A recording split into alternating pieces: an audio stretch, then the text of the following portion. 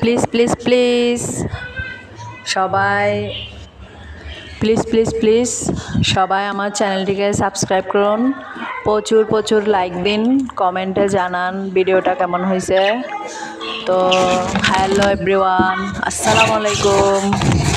তো দেখুন আমার বাজরিগার পাখিগুলা বাসা খালি নাই, বাসা দুইটা পুড়ে গেছে, একটা বাচ্চা দিছে আলহামদুলিল্লাহ তিনটা, তার দুইটা মা বাবাকে আলাদা করে রাখছি, বাচ্চাগুলা বড় হয়ে গেছে। নেক্সট ভিডিওতে এটা দেখাবো। তো এখন আর দুইটা স্পেয়ার আছে, এগুলা বাসা খালি নাই যে ছোট একটা বাসায় রাখছি। তো আমি একটু খুলেই দেখি, ভিডিও করি, দেখতেছি ওরা বের হয়ে যেতে যাচ্ছে। আসলে খাঁচায় বন্দি থাকতে চায় না, পিঞ্জিরা একটা ছোট পিঞ্জিরায় পাখিগুলো বন্দি থাকতে চায় না। এখন এগুলা এমন পাখি ছেড়েও দিতে পারি না, এটা বড় বড় ঈগল পাখি খেয়ে ফেলবে, অন্যান্য পাখিগুলাকে খেয়ে ফেলবে। এগুলো আসলে বাজরিগার পাখি, তো দেখলে অন্য পাখিরা খেয়ে ফেলতে চায়, এই জন্য বাইরে ছেড়ে দিতে পারি না, শখ করে কিনে আনছি।